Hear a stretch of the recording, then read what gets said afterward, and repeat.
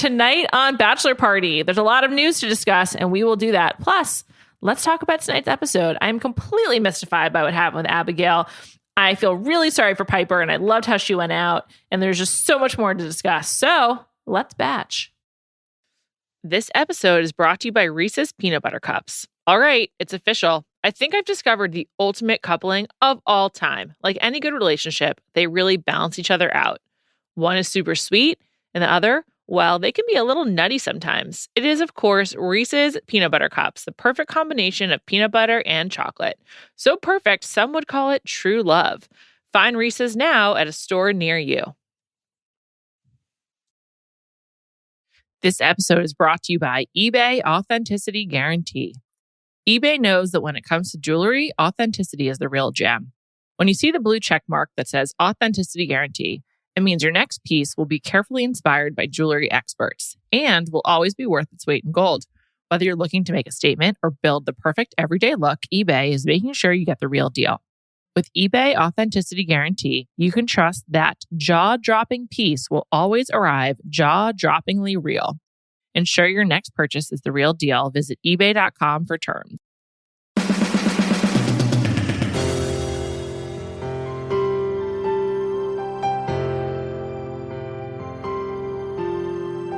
Welcome to Bachelor Party. I'm Juliet Litman. I am joined today by my colleague, Amelia Wedemeyer. Amelia, hello. Hi, Juliet. How's it going?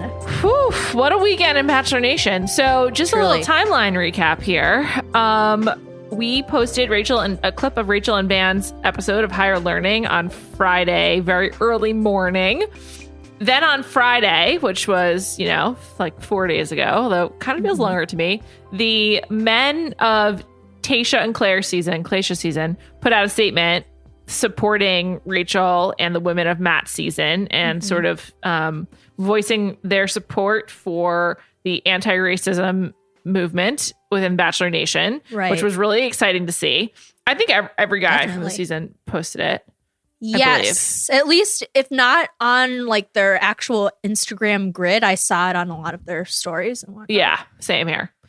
And that was pretty moving. That came after the women of Matt's season, the 25 women who identify as BIPOC posted a statement as well, which I think we mentioned on Friday. And then on Saturday afternoon, Chris Harrison made a second statement and notified everyone that he would be stepping aside temporarily and would not be hosting the After the Final Rose. And this is as big of news as we're going to get in Bachelor Nation. Amelia, what was your first reaction to that? Well, I mean, I'll be honest, I couldn't even watch that entire video he did with Rachel. I was so just like disgusted. And it's just really frustrating that someone who is the face of the franchise and who, is the host of the show and is the guy, again, he's synonymous with who we think of Bachelor Nation, The Bachelor. Yeah, absolutely. Would say these things and think it's okay to say them. And, Van Lathan brought up a really good point on Higher Learning. He was like, Chris Harrison isn't David Duke. Like, he isn't this known character who's like just a white supremacist or a racist. But the fact that he is just this normal guy who's saying these things is almost like even more frightening and more concerning, to be honest. Yeah, I hear you. I think a lot of people had that reaction, and Van verbalized it really perfectly. I was just thinking when they announced that Chris would be stepping away, I was just thinking like, what a bummer this is for Matt. Like, totally. And I don't mean to like say that like so colloquially, like to downplay it. But one thing that I'm just really bummed about is that there has definitely been progress within the show in the last 6 months. For sure. That's undeniable. And I think this week's episode, there's a lot of diversity in this final group of women, not only the hometowns group, but like even this whole week. Right. And it just sucks that the first Black Bachelor season will probably be at least as remembered, if not more remembered. Overshadowed. Yeah, for what happened with Chris than what actually happened on the show. And not only is it the first Black Bachelor season, but it's also the season with the most representation Yes. Abigail is deaf and she's on the show. I mean, I'm so perplexed by whatever happened with Abigail this season. I wanted to get into that when it's time. But I'm like pissed about it. I love Abigail. I hope she's doing okay. Me too. This is so weird and I really felt for her. But I just think it's so unfortunate. We've known since the first episode of this season when Chris and Matt had that weird sit down that oh my God. Van, Rachel and I discussed, like they were not prepared to really handle with intention and deliberateness the first Black Bachelor season. And that has come home to roost. And, you know, I think that like, before we go any further, this sounds cheesy because she's our colleague and my friend, but like Rachel is so amazing. Like, I just think that Rachel has demanded change in a way that is not easy because she gets so much hate. And totally. It's just incredible how much she has impacted this franchise. And I think that's like, she makes it look easy. She's kind of like a great athlete who's really good at what she does. Like, it's like watching LeBron and you're just like, she handles it with so much class and to quote Chris Harrison, grace. And I don't know, it's just like a really momentous weekend. And it was weird to just watch this episode with all of its context. Yeah, definitely. And another thing about Rachel is like, she shouldn't have that burden to be the only mouthpiece for the show. And unfortunately, again and again and again, and it's been put on her with kind of like, you know, they brought her to come on the show. I don't remember when it was. Maybe was it for Peter's season where she was talking about the racism that she experienced? Yes. And that was almost exactly a year ago. It come March, it'll be a year ago where she went on after the final rose and read some of the DMs that she got. And they were like so nasty and nasty. Racist. And she's subject to a lot of hate. But so much. I think that's one of the reasons why this episode, not the show, but this whole weekend felt so momentous. Is I do think there's like the vocal support from the women of Matt's season and the men from Tayshia's season is like remarkable, and definitely it's really cool to see. And it's also like a lot of, you know, people smarter and wiser than me pointed this out. Like the outcome we're seeing is like why representation matters, because there's people in the franchise now who can speak to why this is wrong and their experiences. And there's just a lot more diversity of thought in the way they've been casting for the last 2 seasons. Yeah. And I think also there's, you know, something to say to everyone who's involved in pushing this diversity forward. And that's not just people of color, but it's a lot of white people too, who are saying this isn't fair. And the representation isn't like, we want more than just, you know, this demographic of pretty white people. And again, we saw it this summer with the whole Bachelor diversity campaign. And it's really, you know, and we've been saying, and I think people have been saying, like, if you want to see change, you have to demand it. And people have been demanding it. And I think that's great. They're using their platforms to ask for change. And that's how you get change. So it's been really cool to see. And Chris couldn't have stayed in his position because even this week when he would come on screen, it just felt wrong. I was just like, this is so weird. It was super weird. And there's no way they could have done an after the final rose or move forward without like acknowledging this head on. Right. And to do that, I think he had to step away. I'm curious to see if it's temporary or permanent. I don't know. I also don't have any cute suggestions of who should be the replacement host. Rachel. Or I mean, if she doesn't want to, she doesn't have to. I don't know if she wants it. I'll let you know. Rachel can speak for herself. Check out Higher Learning. But I think she deserves it. If anyone deserves it, she deserves it. Because I feel like that's a good paycheck, right? Sure. So. What about like DeMar? I feel like he just wants to be a host. Again, I love DeMar, and I find it so rude that when I was talking to my friend about this, and I was like, you know who I actually said, I was like, you know who would love to see host this show? DeMar. And she was like, who? And I was like, okay, rude, because I love DeMar, and he deserves so much more than the screen time he got on Tayshia's / Claire's season. And he's just like, I don't know. He lights up the screen. I really believe that. And I think he'd be a fun host. I wonder if they're going to go for JoJo because they tested her out. But JoJo's not really the host that I think I want. I'm not sure she's even made a statement on this, by the way. I think last I checked, she had not. Yeah. So, you know, that's the other thing. I didn't really care for a lot of the Bachelor Nation alum statements. I just thought a lot of them were really hedging and were just sort of like trying to not ruffle too many feathers while also acknowledging what Chris did was fucked up. Well, I mean, again, it's hard because, you know, I know Chris has been on this podcast and yeah, absolutely. And I mean, I've only met him once, and he was nice. He was very nice. But again, it's and you so you go into this territory that's like, well, you don't want to be, you don't want to not hold him accountable, but you've met the guy. He's a nice guy, and it's of course, and it sucks. It just really fucking sucks because it's like what he did was not okay. It was appalling. Not okay. It was appalling. And it was disgusting. And it just kind of shows me, it's like, do we actually know this person? Like, clearly not. And it just sucks though. It really sucks for everyone.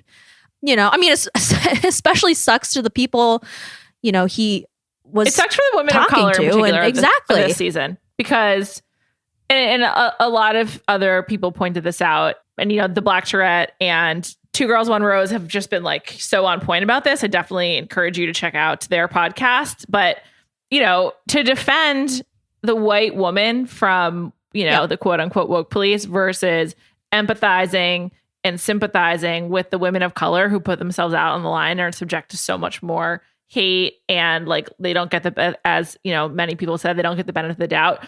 It's just so fucked up. And yeah, it's hard to get past. It really made watching this week very difficult. And I think it's going to be weird for the rest of the season. But I personally feel relieved knowing that there is like a break from what's been happening. Like not like a break in like the season, but just that like things will not be continuing status quo. And so I think that like this is what they had to do. I will say one thing I think would have been interesting or could be interesting in the future is if there's not just like one host, because why should Chris Harrison be the face of the franchise? Totally. And so maybe that should be a different host for The Bachelor versus The Bachelorette, or maybe they don't, maybe they go hostless. Like that'd be interesting. I don't know if that would completely work, but as we've seen, there's a lot of the time when Chris doesn't do very much in an episode. I think he's had to do more when they don't travel, but in the episodes when they do travel and they have like more stuff to show, he's barely on some of them as they get deeper into it. So I don't know that you need a host in the traditional mode. And he's the one. He has been the one thing that's remained the same since the first season, 2002. But TV has changed. Reality TV has changed. Maybe it's just time to change up the format a little bit. Right. And again, it's like you have to hold people accountable. And what he said, and what he consistently seems to do is just support a system that favors, the white contestants. And it's just disgusting and it's not okay. And it's not right. And I would be fine never seeing him on my TV again, I'll be honest. So I'm just saying. Well, I'm just happy that ABC and Warner is doing something about it. And it's not going to just let things stay the same. So, and thank you to Rachel and to all of the women from Matt's season and the men of Tasha's season for, using their platforms and their voices. I like really appreciate it. And I find it like pretty profound and it's amazing. So let's get into the episode, which was honestly one of the better episodes in the last few weeks. I enjoyed it more. It was so fast paced. Okay. Let's just talk about the giant elephant in the room. There's a lot to talk about in this episode, but I just need to ask you, what the fuck happened to the group date? They just didn't show it and didn't acknowledge that they didn't show it. It's just like we wild. We're not idiots. We notice if you don't show a date. That was so strange. It's the second time this season they haven't shown a group date and not acknowledged it. Very, very weird. I was like, did I miss something? Me too. That was so weird. So weird. Okay, I just wanted to get that out of the way. We'll come back to it. Let's talk about Heather. Heather. I feel sorry for Heather. I feel sorry for a lot of people coming out of this episode. Like a lot. Yeah. So with Heather, Amelia, what's your theory on how this all played out? Like, first of all, just what's your Heather theory? My Heather theory is that frickin' Hannah Brown did go, yeah, sure, you should go on. Why not? And Heather was like, okay. And then contacted the producers and they said, yeah, sure, this will be a good dramatic storyline that we can use. Because otherwise, and yes, I know there was a whole thing going on about how we tried to not let her onto the premises. That's a lie. That is not true. If you didn't want her to be here, you would have not let her come on, but she did. Did the producers say they tried to not let her onto the premises? Chris Harrison said that. Oh, God. Yeah. That's ridiculous. It's such a lie. This is the thing. I was kind of buying into it. I talked about this last week. I was like looking for a mic pack, didn't see one. I was just like, how'd she get the minivan? I think she had New York plates on that minivan. Rental cars usually don't correspond to like where you pick it up. But New York plates are not common for a minivan, so I thought that was weird. It's usually like Arizona, Florida, Nevada, all the tax-free states. That was super weird to me. But my main question at the end was like, why did Heather have to drive herself away? Like, why was the white minivan waiting for her there? And if you wanted to convince me of this ruse, she should have been driven away in a black car like everyone else. Heather just driving away at the white minivan waiting for her was like one of the most ridiculous things I've seen this season. Well, I think one, they kind of knew that this was all going to be a funny kind of joke. And also they didn't want to put it on them, as in, I'm speaking as like the producers. They wanted to put all of it on her and that like, oh, she's crazy and she just showed up. When really there's more to the story, just like the whole Claire being pushed out. Was she pushed out? Did the producers push out? I feel like it's very similar to that. I really do. I felt really sorry for her. The women were genuinely mean. Like, I know. Okay, so I like Piper a lot. I really do. Yeah. Piper interacting with Heather was not Piper's finest moment, but she was obviously really hurt. I mean, Piper, she said, I've never felt so invisible. She's crying in one of her interviews. And her and Jasenia were just so mean to Piper. Piper demanding an apology, which I guess I kind of get. Jasenia said to her, I'm not convinced that you're ready for an engagement. And then one thing, this might have been a Frankenbite. I don't know if she actually said it to her face, but Kit called her a bitch, like just like straight up. It's like, you guys don't know her. I understand if you're really mad, and like I probably would be cold to her as well. Right. But I just thought that like her and Serena C, they were just so mean to her. Why is the default setting of this group to be mean?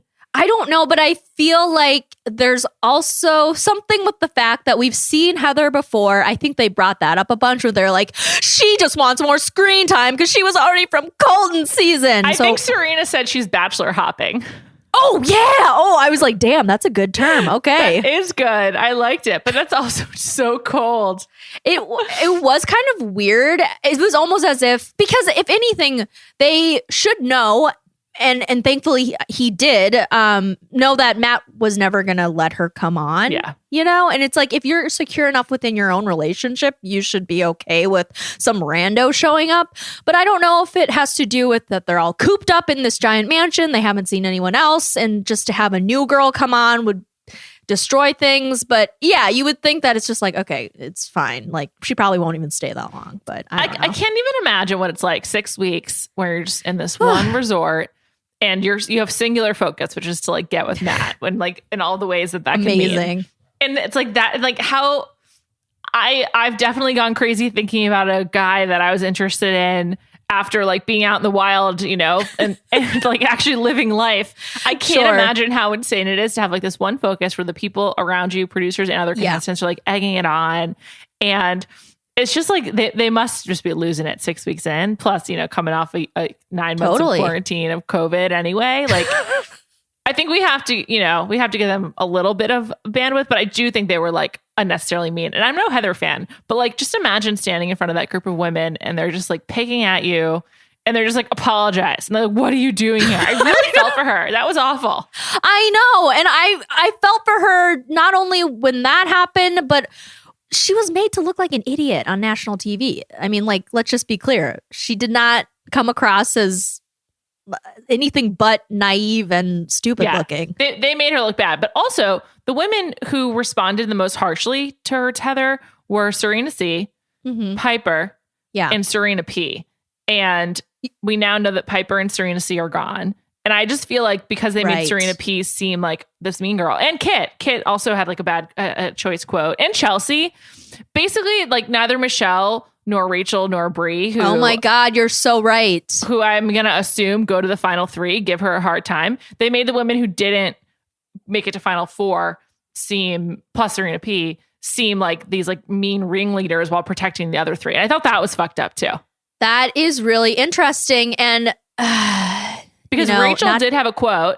Everyone thinks Rachel wins now because Chris Harrison was defending her so hard. I was going to say, yeah. Rachel did have a quote, but it was about her. It was not really about Heather. Like, her quote was something along the lines of like, if he picks Heather, then he's not right for me.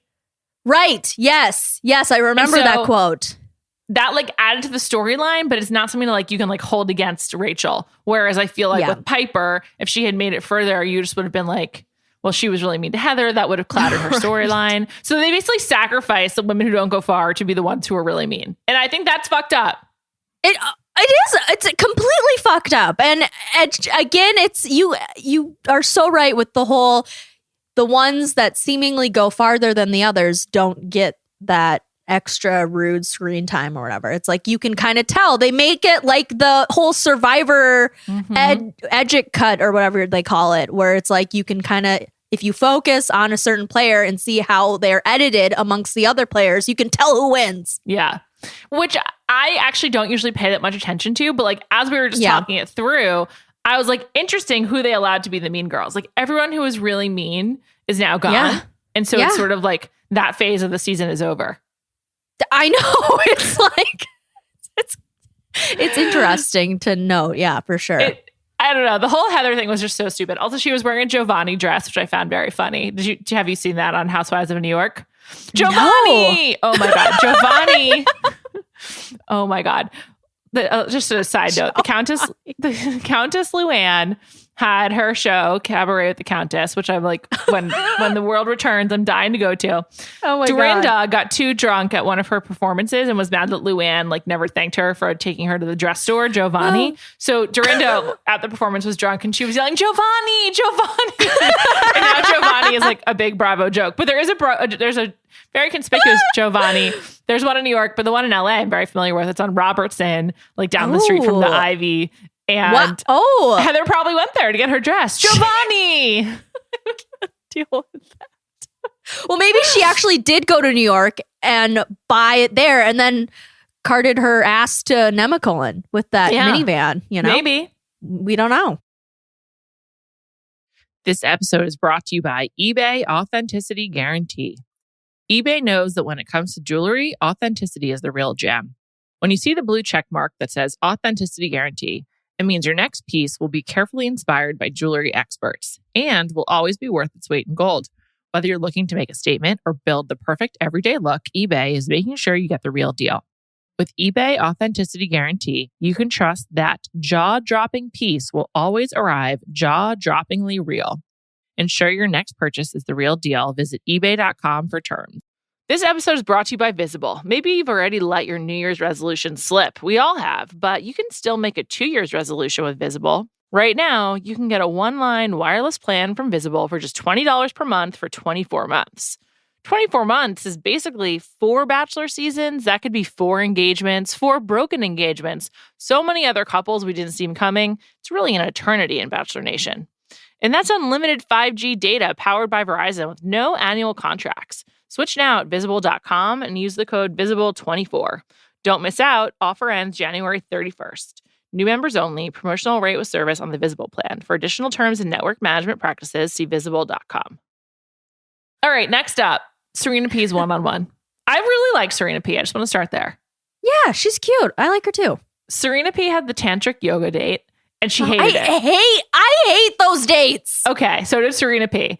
And I fucking loved this. I really loved it because Serena P was like very legit. She was just like, they're making us do like sex moves and I don't roll that way. I take it slow. And I really respect her for saying that because I'm sure many people in the past have felt that way on this stupid ass date.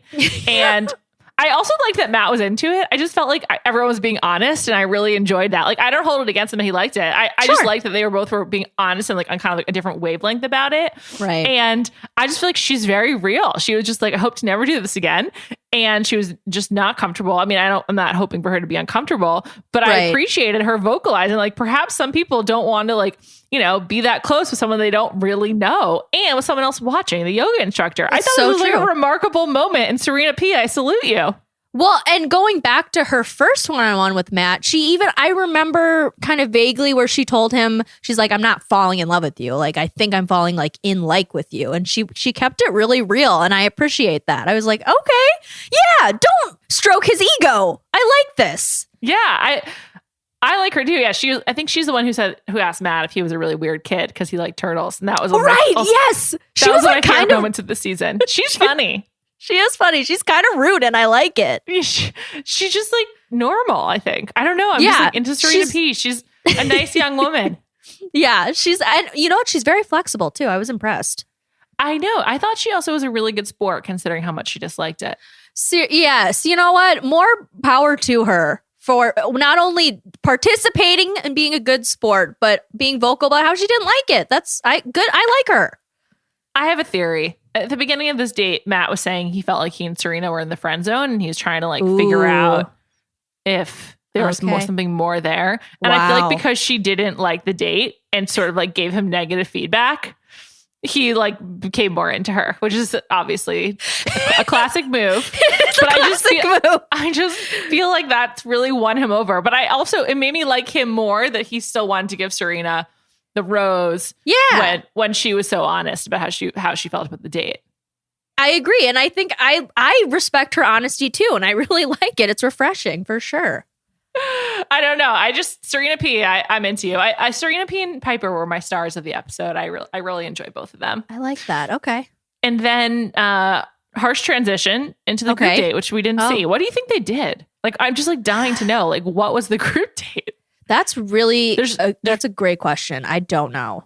And why didn't they show it? The one they didn't show previously was co-hosted. I'm doing air quotes. You guys can't see that, but it was co-hosted by Tayshia and JoJo, apparently. Oh, really? Yes. Oh, well, maybe this was the one co-hosted by Peter and Kelly.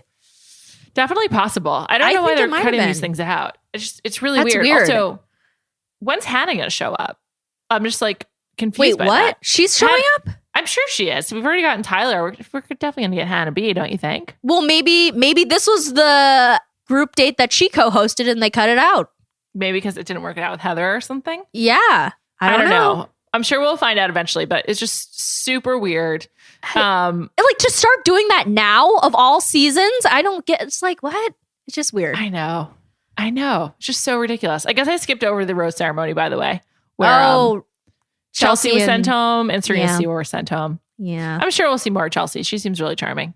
Yeah, and you know what's really weird? I was talking to my friend, and she was saying that she thought she was like, you know what? I honestly could have thought that Serena C, had she not gotten into a fight with Katie, would be the Bachelorette. And I was like, that's what you took away from this?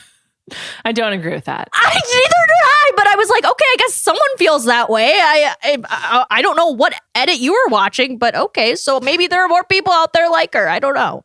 Yeah, I'm not a huge Serena C fan, but I wish her the best. Yeah, we just didn't get enough Chelsea. I mean, her Instagram is really funny too. She's like, what's a girl got to do to get a one-on-one date? Oh, it's great stuff. Oh, okay. So back to the group date. I want to talk about Abigail. Yes. Oh, Abigail. Am equally as confused as Abigail. Abigail, I think, was I got the first impression rose, then she got the group rose date. They had the moment. They have had a couple really sweet moments when she touched her ear. Totally. When she talked to him about how her father left, her biological father. And she is right. She got all this positive feedback. We never got a one-on-one. And that is so strange. And then Matt, this is just honesty week from everyone. Matt was like, I had so much faith in us that I explored other relationships, which I'm gonna hope that is really what happened. And then he got distracted essentially, but clearly he just got interested in other women. He got distracted, but I really feel for her. That's really hard. It's sort of I was interested in you at first, but then when I got to meet everyone else, I was no longer interested. And that's so messed up. It is messed up. And I feel as if he kind of led her on, to be honest. Yes, I agree with you for sure. And it's just I don't know what happened, but it is weird that he kept on giving her little crumbs, just like you were saying, here's the first impression rose, and then here's one of the group date roses, and then here's me responding well to you telling me a very personal story and me reassuring you. And it took her outright asking him or telling him, I see a future with myself, but I need you to tell me if you see that as well. I mean, how long had she not said that? How long would he strung her on for? We don't know. She probably would have gone home with the next rose ceremony because it's basically cut down week and they're getting down to the final four. But if she hadn't asked him, would he never have had that conversation with her? Would he have sought her out? Because the way it was edited, it really seemed like they had a connection. I really thought she was going to be final four. Really did.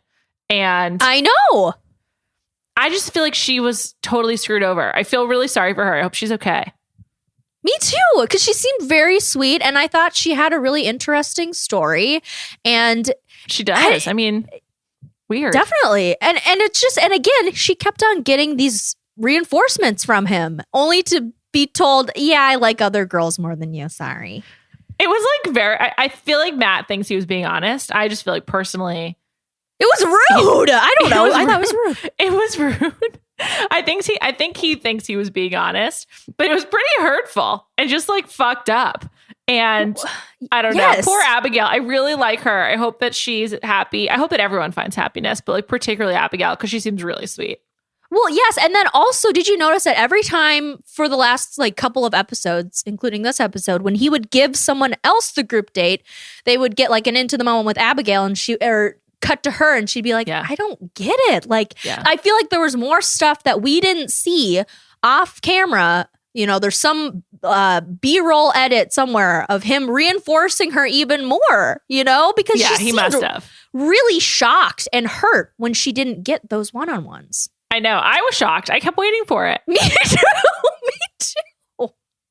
Especially after, like, when the first few episodes happened, after she got the first impression rose and she had a lot of great screen time and they clearly had a connection. I was just waiting for her to get a one-on-one date, but it never came. It never came. Abigail, hope to see you again in the future. Maybe as the Bachelorette. I really liked her. My real pick for Bachelorette, if she doesn't win though, and I think we all think Rachel wins. Mm-hmm. It's got to be Brie, who gave up her job for this. I know, but I just ride so hard for Michelle. I like Michelle a lot too. I love Michelle so much that if she doesn't win, she deserves it. Michelle is awesome. You like her because she's a Minnesota woman, but she's awesome. Yes, but she's also amazing. She's like a teacher and she's an athlete. And she's also really funny, as we learned this week. She's freaking hilarious. Like, what? I have a proposal. I want to come back. We'll come back to the bloopers. Okay. But back to Brie for a second. Mm-hmm. The first season that I like really became deeply invested in The Bachelorette and The Bachelor was Jake Pavelka into Ali Fedotowsky. Ali, I was living in San Francisco at the time. And so Ali leaving Jake's season because she didn't want to give up her job at Facebook is just like a seminal moment in pop culture for me. And so it really like came around tonight. Yeah. When, how many years later are we now? 11, I think. 11 years later, Brie pulls Matt aside to be like, listen, just need you to know, a few days ago, I gave up my job and it was my dream job to stay here. And I don't know. I just feel like there's the symmetry here is so intense and meaningful to me in particular. And also Jake Pavelka season was another hot mess. That was partially because of Jake. I do not blame Matt, by the way. I think Matt's a very good bachelor. Yeah. He's a good vessel. I think he seems like a good guy and he's a good vessel. Maybe slightly boring as a bachelor, but like in general, he's also not Peter. Like a sociopath. So. Right. He's not a sociopath. He's not Peter. He's not Colton. He's not even, he's way better than Ari in his cardigans. I mean, Matt's great. I'm especially compared to the last few bachelors. Yeah. Oh my God, he blows them out of the water. It's just. Are you following Peter on Instagram, by the way? Never. No. Peter moved to New York. He's living in a sponsored apartment. And what I would have to say, it has to be one of the worst locations right now. It's right by Grand Central. And I just feel like that must be ultra depressing without any office life. Just super weird. Well, he probably but his roommate is mom. Dustin, who I loved on Hannah's season. So shout out to Dustin. Oh my God. Yeah. Wow. Well, Dustin, I hope you get out of that lease. But just I worry for anyone who's the roommate of Peter. So also, like, Peter's like doesn't dress warmly enough. I want to be like, dude, get a North Face parka. Like, he's just an idiot. California and wearing a pea coat in the snow. No. It's not how we're doing it. I cannot see him lasting in New York for very much longer. Oh my God. I think I saw on Deux Moi that he was like partying in Hoboken, which I found very funny. Oh, anyway, interesting. Whatever, I unsubscribed from Deux Moi. I was like, why? I muted it. Why'd you unsubscribe? I know we've had this conversation before, but I think I don't want to say she's a liar, but she's wrong all the time. She's wrong all the time. And I'm like, I don't need this. And also, I'm just like, no, I don't care about how many times you've seen Timothy Chalamet riding a bike. I know. I muted the account a few months ago. As you know, I was always anti. Yes. Yeah. Mm-hmm.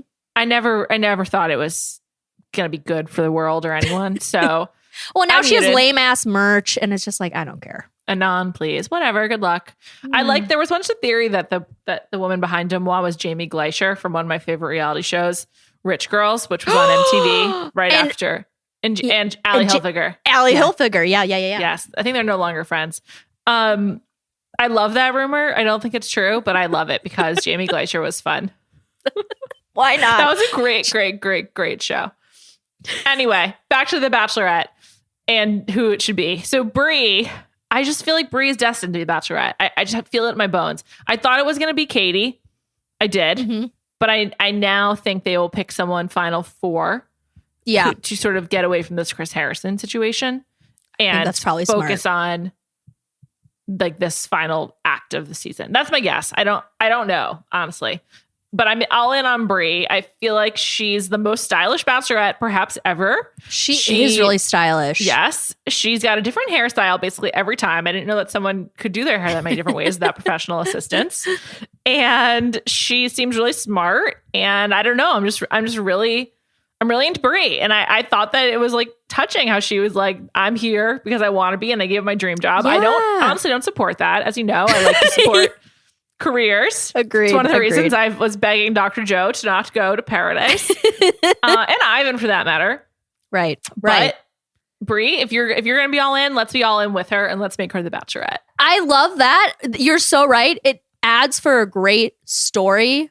Because I think part of Allie's story was like, oh man, she took that job at Facebook, but that didn't turn out well because now she's back. She's back, looking for love because she chose the wrong thing. She chose career over love, and look where she is now. And so I feel horrible message. I know. And see, that's the larger problem with The Bachelor. But at least on the hills, Lauren was the girl who always didn't go to Paris. And I still think about that to this day. Of course, it's one of the most iconic moments ever. Jason. Oh, just terrible disgusting. choice. Disgusting. But yeah, no, I think it's the perfect narrative, that she wants love so freaking bad. And not only that, but she has a great backstory with her mom being a single mother and having a new baby. And, and she's like, well, family is a huge thing to me. And that adds to the narrative too. So she's perfect. I agree. I'm all in on Brie. You've convinced me. Thank you. Thank you. I also think Serena P would be good because she'd roast the guys as we've seen, but Brie is my pick. Yeah. Bree's a good pick. Bree's a good pick for sure. But I thought that was a pretty significant moment. It seemed like it meant a lot to Matt. So definitely. I don't know. It was sweet. Most appalling moment of the episode was when Kit said that she needed Matt to know that she wanted to wait until she was like 20, 25 or 26 to have children. I nearly fell off the couch. The enigma that is Kit Keenan. Wow. That's the kind of thing that you say when you are 21 as she is. And like, I mean, I guess, well, I don't know when Cynthia Rowley had Kit. I could look it up, but like, I feel like you grow up thinking, oh, I'm going to have kids at the same age as my mom was when she had me.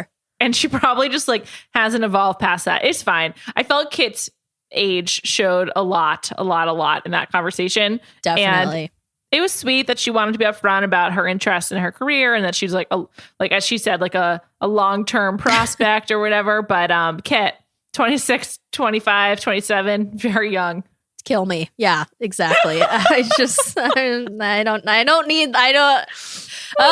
don't need to think about that conversation ever again. But yeah, it led to her self-exit because she was so certain she was going to get the group date rose and she didn't. Do you think she left because she was wavering or because she felt rejected? Because she felt rejected. I honestly believe that. She had to save face. She was like talking to the camera so confidently, like she was going to get it. And then she didn't. She had no choice but to leave. I know. Which, I mean, I guess that's graceful. I don't even know the word for it. It's just, sure, why not? It's self-preserving, I guess. Yes, exactly. Self-preservation. And then ultimately Rachel got the rose on this group date, which led to the Aloe Black performance. Wow. Someone who isn't an unknown country music singer. I was shocked. I wonder if this is a more appealing gig in quarantine because there's not a lot of opportunities to perform. Except, he was a runner-up on The Masked Singer. Really? Yes, he was the mushroom. Who did he lose to? He lost to Leanne Rimes as the son. Wow. Mm-hmm. Interesting. Yeah. How do I live without you? I want to know. Of that fame and of Coyote Ugly. that and cheating on her husband with Eddie Cibrian and Cibrian and of Beverly Hills, Brandy Housewives. Glanville. But now they apparently have a good relationship, so happy for them. You know, I'd like to root for Brandy in general. Like, I hope she's really happy. See. Yeah. I don't, but I mean, she did out Denise Richards, which is unacceptable. So I retract. I forgot about that. Whatever. Anyway, she's back chaotic. to The Bachelor. She's chaotic. Yeah, I take it back. I just can't support that. But anyway, Aloe Black did this performance, and it's just really hard to watch Rachel. There's no way around it. There's just nothing. You know, I thought her apology was good as far as those kind of apologies go. Yeah. I hope that she does learn. You know, a lot of people have DM'd me to say like where she's from is Forsyth County, which like we're all so familiar with the counties in Georgia after the election, right? We're like, oh, right, Forsyth, that was always going to be red. Right. And it kind of does, you know, add some context to it. Sure. It's going to be really hard to meet Rachel's family next week. And kind of like knowing, you know, she had a tacit admission that her family has certain beliefs that I think have a lot of roots in racism of the old South, if not overtly so. And I only say that, like, I'm only hedging because I don't know for sure, but I would guess that. Right. Well, that's that TikTok that went viral that drug up all of her parents' histories and whatnot, which I think, I mean, like, I get that. I but forgot about that. You're right. But you should, I mean, I also kind of have a problem. Included that in her apology. I didn't even realize that. Right. Yeah, exactly. Which, I mean, to be honest, and I've done this before where I'm like, well, so-and-so's parents said this, so they must think that. But that's not true. Like, you can't necessarily judge someone just because their parents say certain things and whatnot. I mean, I'm sure. She's not her parents, but she is young. And she hasn't lived that much outside of, you know, the life that she had with her family. I don't want to like assume too much, but it's just going to be really fucking hard to watch her family and like root for them knowing what we know. Oh my God. Well, especially watching that little preview and the parents were like, well, I don't know about this. And like, oh, this is a little fast. And like, I've never seen Rachel in love. And all these kind of negative comments just made me go, oh, guys, is that really the reason why? Or is it another reason, you know? And there's going to be something so profoundly uncomfortable with us knowing this when Matt didn't, you know? Oh, yes. It's so unfair. So shitty. Yeah. It's shitty. Really shitty. It puts him in such a shitty position. And I just, it makes me upset. And I feel for him. I really do, you know? I do too, because I think that he is taking the role of first Black Bachelor really seriously. Definitely. And you can see it with his social media and how he's conducted himself over the last, you know, almost 2 months, whatever it's been. And it just sucks for him. Like, there was this information he didn't have access to at the time. And now we're all watching it with this broader context. And it sucks. I don't know. I don't know why Tyler hasn't made a statement, by the way. I don't know. He's just an idiot. I'm sorry. I know I particularly like need to like hear from him on this topic, but I do think it's weird. Matt even made a statement. I know. Well, I just see Tyler just being like, yeah, peace and love to everybody. I'm going to go run around shirtless now. I'm sorry, but I don't give him a lot of credit. I just don't think there's a lot up there in terms of like mental capacity. So I don't want to hear from a lot of these Bachelor people on this topic. You know? I think, that's true too. Yeah. But I do think it's weird he hasn't said anything because Matt did, but whatever. Yeah. Anyway, it's just going to be really hard to watch Rachel. And I think like watching this one-on-one last night when the other women are so visibly upset when he's like, okay, Rachel and I have something special planned. We're going to go. And it's Aloe Black concert and they're left behind. That would have been sad, but it would have been kind of like par for the course with The Bachelor. It felt so much worse and ickier. Definitely. Like knowing what we know, they don't have that information and just how it's all played out. And it just sucks that this is how this historic season is unfolding in the end. It just really sucks. And I wish they had done a better job vetting these contestants. That's something they really do need to change. And my God. And it doesn't even start with this season. It starts past oh my God. seasons. Rachel had Lee on her season. Exactly. I mean, it's just, oh my God. It just blows my mind, the lack of vetting from these reality shows. It's just, I know. Hire a Reddit moderator. They're clearly available. I know, truly. I know. Oh my God. And I mean, that even goes back to other reality shows. Like, do you remember Megan Wants a Millionaire? I will never forget that show. Yeah. Where the guy ended up being a murderer. Again, there needs to be better vetting processes with these reality shows. But I agree. We're going to move on to Jasenia, but I have one final note on Brie that I meant to share before. And I just remembered looking at my notes. Have you seen the film Center Stage? No. Oh my God. It's phenomenal. Sorry. Okay. I'm putting it on my list. I wonder if you've never seen it, if you would like it at first viewing here in 2021.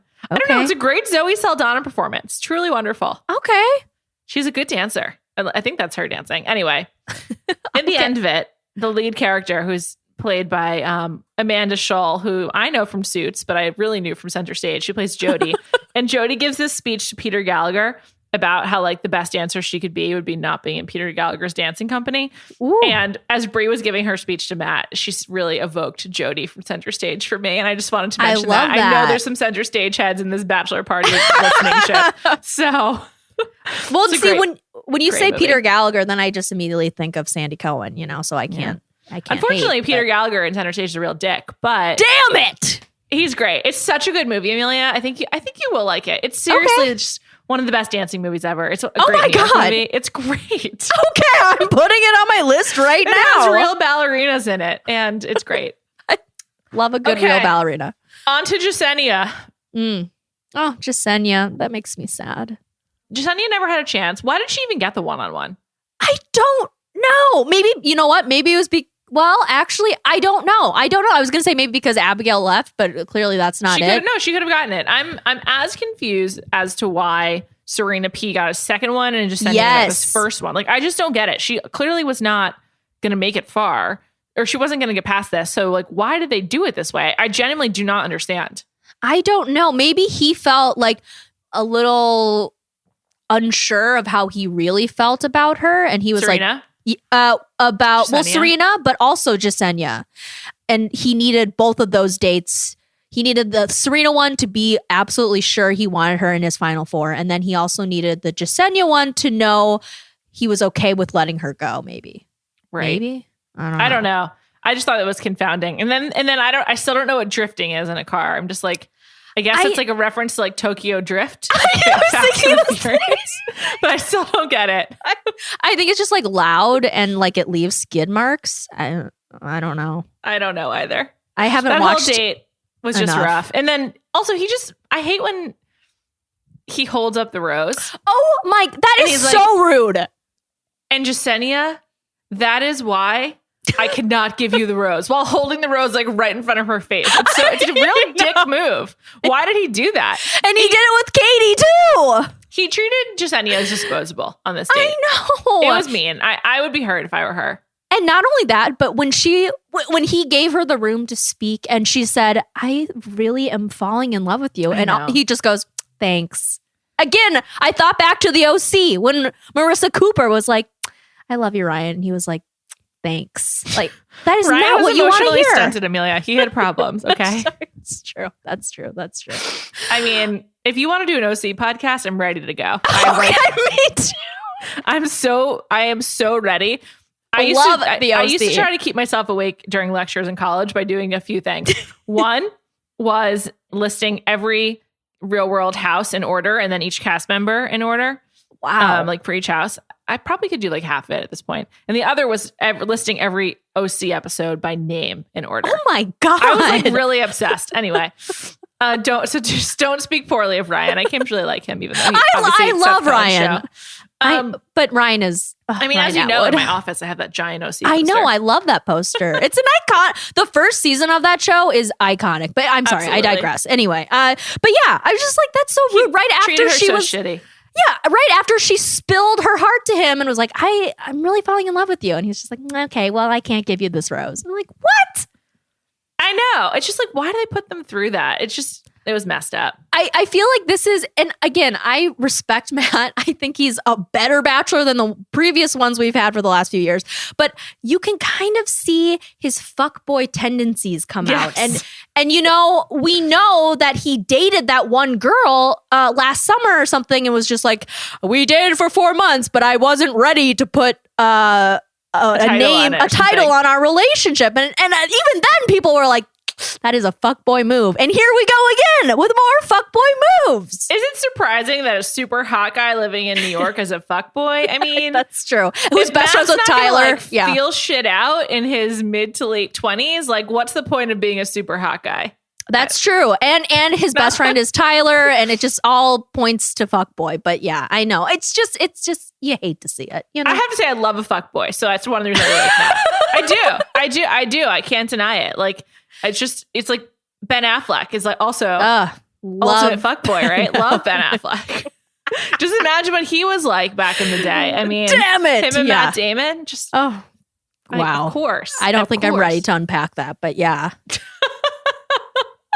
This leads us to Piper, who had one of my favorite exits that I can remember. Piper was the last person to be eliminated before the final four, which is a really terrible position to be in. I want to go out like week 3 or 4. I want to have like a full experience, but I don't want to go too far as to like think I have a chance. Right. Maybe can I go to like one foreign country or something? Yeah, I'd totally. love that. You want to go to one foreign country and then like hope that you can hang out wherever you are, go to like another nearby foreign country. Like hope that you're in Peru and you're like, okay, I'm just gonna go to Buenos Aires while I'm here. Like, why not? You know? But Piper definitely thought she had a chance. I thought she did too. She and Matt had very good chemistry. And Piper did not say goodbye. She didn't let Matt give her a hug. She just got into the car. She didn't look at him. Just closed the door. I love it. These women are too nice. Every time the guy says, "Can I walk you out?" and the woman says yes, I'm just like, why? Why do you want to allow him to do that? Just be like, no, dog, go back in there. You got plenty of women waiting for you. I'm not the one. Deuces. Like, I don't understand. I think there's a shock factor to it where they're just like, yeah, sure. And they're just like, will say it just because they don't know what else to say. And then I think they do end up regretting it. But no, yeah, more power to Piper. Good for her. I'm proud of her as well. Yeah, I really like her. I hope we get her in Paradise. Although I'm sure we will. You know, she's a student, so I feel like she's got time in her schedule, probably. Yeah, that's true. Graduate student. It's in the summer, so perfect. Fingers crossed. Perfect timing. Crossed. And next week we got hometowns, and the best part of this week's episode was definitely seeing Michelle roast Matt. When she's doing her toast by doing some push-ups. She showed off that she can do push-ups, and she roasted Matt, and she seemed really fun. And here's my proposal that I alluded to before. I'm going to assume Chris Harrison won't be hosting The Bachelorette. I don't know for sure, but I'm just going to assume that's part of this temporary leave. Otherwise, it would just be, okay, so you couldn't host one episode of your show? What kind of punishment is that? Let's just shake it up even further. No new host. Bring in someone with more of like true comedy. And let's have a different tone to this show. Give us bloopers all the time. And here's my suggestion. I love this. Do bumpers around the breaks, you know, like around the commercial breaks. So like going into and out of a break. Give us a moment of levity. Give us some behind the scene bits. Give us some like hidden camera footage. Like, let's get to know the people on this show. Like, let's not only hear about them like crying, but I want to know who they are. Like, I used to love watching Ponderosa videos back in the day. Yes. Like, I understand there's a narrative and there's a reason why the show exists and is so successful. People like it as it is. We cover it because it's a popular show. But like, this is a true opportunity for The Bachelor to change course a little bit, to evolve. Yes. That's really what it is. It's to evolve. And that means like genuinely letting us know who people are. I now think that we could have gotten to know Matt a lot better if we'd gotten to know the women a lot better. Because seeing Michelle make fun of Matt for the thing that has just totally mystified me this entire season, his obsession with fitness, was so exciting. I was like, yes, Michelle, get after it. And I love this. I just want more of that. And so like, why can't we use this opportunity to really like remake the show a little bit? And, you know, I actually would have preferred this to start with The Bachelor, because I think like it's only right that this show begin with like getting to know the women better. But like, fine, let's not wait. Let's get to know the next batch of guys. Well, and I see them leaning into more meta things, you know, and I think the audience likes it. I know I like when they do that, and I feel like this could just be another component to that. And again, you know, there's a reason why they have a blooper reel, because people enjoy that. Exactly. And like one of the funniest parts of this season so far, I personally think, is when Matt was doing his little dance to no music. That was really funny. Like, more of that. That was, like you're saying, that adds levity. Like, come on. We need that in this season. We really do. And it's just an opportunity to just move the show forward. You know, it's like, it's going to be different, but I do think people will like that. I really do. I don't know. That's my 2 cents. I think so too. I mean, also it breaks up the monotony of these like dates after dates. It's a 2 hour. I keep on forgetting it's a freaking 2 hour show, and that is a lot for me to handle. And I think again, this will add some more just more content in terms of like, it won't be as serious all the time, which I like. A lot of the jokes then don't have to come at the expense of a sad woman. Like a lot of the jokes, like, one of my favorite moments is always going to be Claire yelling, "Men like that." But that's not a joke that Claire's a part of. That's a joke that she is the butt of. Her entire season was her being the butt of a joke. Yes. And her entire time in this franchise for like the last 7 years, she's been the butt of a joke. Let's have more laughing with the contestants and not as much laughing at them. Though we still want to laugh at them. I'm not saying let's get rid of it. We still want to laugh at people. It's why we're watching this show. But this is just a real opportunity. So I think there's more tweaks that can be made and new ideas that can be introduced. And, I hope that Chris Harrison does use the time to learn and grow as he has stated. And in the meantime, let's evolve the show. That's my proposal. Just a woman. I honestly love that. Asking a television show to do better. to do better, to change. No, I love this proposal. I'm serious. I'm into it. It would also be more like Bachelor in Paradise, which if you ask me, is the premier franchise of this entire franchise. The premier show of this franchise, I guess. One person that has really brought this into focus for me that I feel like I could have liked a lot is Ed from Tasha's Dudes. Oh my God. I did not like Ed on the show, but I've become familiar with him since. And also he had that funny blooper through social media, obviously. He had that funny blooper with Chris Harrison where he goes to his house and they just have a glass of wine. So stupid. Super weird. I feel like I didn't have to hate Ed. I feel like I could have had fun with Ed if they had incorporated some of that stuff into it, Yeah, I could see that. I mean, I still don't like Ed that much, but I feel like you were never given the chance to like him. That's true. My hatred could have been, soothed a little bit. It could have been something different.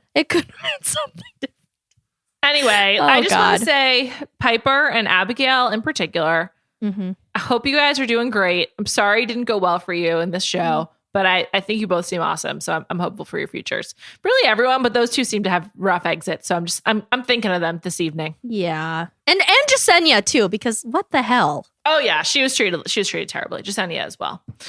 Amelia, thank you so much for joining me. For more Amelia, watch her recaps on our Ringer YouTube channel, No Rose All Thorn, and catch her on Tea Time on Fridays on Ringer Dish. I'll be back on Thursday this week. We got Ashley Spivey coming up, which I'm excited. She was on the pod 2.5 years ago, so it's been a while, and she's been very vocal about what needs to change in The Bachelor, so I'm excited to keep that conversation going. And be back then. Thanks again for listening.